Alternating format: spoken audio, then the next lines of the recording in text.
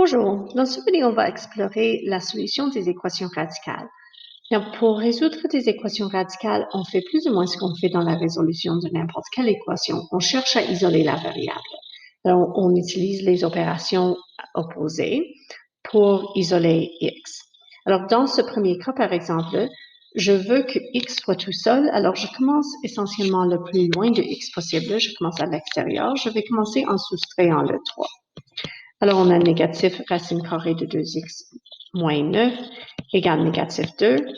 Je peux multiplier par négatif 1 pour obtenir 2x moins 9 égale 2. Ce n'est pas forcément nécessaire parce que si je mets au carré, ça va éliminer le négatif de toute façon. Mais maintenant, je vais mettre les deux côtés au carré. 2x moins 9 égale donc 4. 2x égale 13. Donc, x égale 13 sur 2. Il faut faire attention avec les équations radicales. Il y a la possibilité de ce qu'on appelle les racines étrangères, c'est-à-dire on trouve une solution qui n'est pas vraiment une solution, et c'est à cause du fait qu'il existe vraiment deux racines carrées de chaque nombre. Il y a une racine principale et une racine négative. Dans ce cas, on veut la racine négative, mais parfois on trouve une solution qui nécessiterait la racine principale. Je vais expliquer un peu plus en classe avec une description visuelle pourquoi on a ces racines, mais l'important, c'est qu'il faut absolument vérifier toutes ces solutions. Alors, je vérifie, est-ce que 3 moins la racine carrée de 2 fois 13 sur 2 moins 9 égale vraiment 1? Alors, ça, c'est 3 moins la racine carrée de 13 moins 9, qui est 3 moins la racine carrée de 4, qui est 3 moins 2, qui donne vraiment 1. Alors, dans ce cas, la solution marche. On va voir des exemples où ça ne marche pas, mais continuons. Alors, par exemple, si je veux isoler x ici, je soustrais le 5, alors on a la racine carrée de x plus 1 égale négatif 3. En ce moment, vous pourriez arrêter et conclure qu'il n'y a pas de solution, mais on va revenir à ça dans quelques minutes.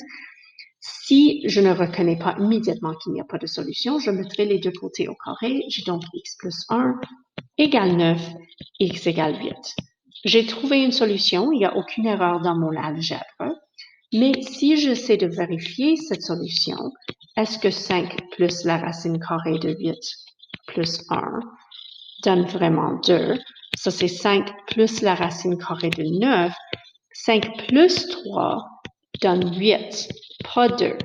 Ça, c'est le cas où il y aurait, si j'avais utilisé, si ça c'était 5 moins la racine carrée de x plus 1, c'est-à-dire la racine négative au lieu de la racine principale, on aurait 5 moins 3 qui donnerait 2. Mais ça ne marche pas dans ce cas, alors il n'y a aucune solution.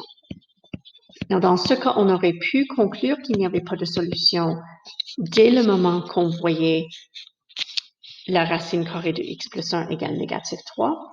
Vous pourriez en ce moment conclure qu'il n'y a pas de solution parce que la racine carrée de x plus 1 devrait être la racine positive. Alors, ça ne pourrait pas être égal à négatif 3. Alors, si vous arrêtez ici et vous concluez que c'est impossible, ça suffit.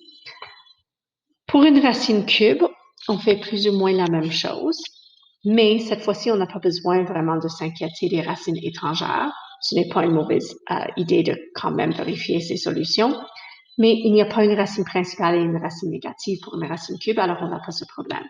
Alors, la racine cube de 2x plus 4 égale négatif 2. Pas de problème. Ici, je peux avoir une racine cube qui est négative. 2x plus 4 égale donc négatif 8. 2x égale négatif 12. Donc, x égale négatif 6. Ça, c'est la solution. Comme je dis, ce n'est pas une idée terrible de vérifier. Est-ce que 5 plus la racine cube de 2 fois moins 6 plus 4, c'est-à-dire 5 plus la racine cube de négatif 8, qui est 5 plus négatif 2, c'est vraiment 3, aucun problème ici. Alors, c'est la bonne solution.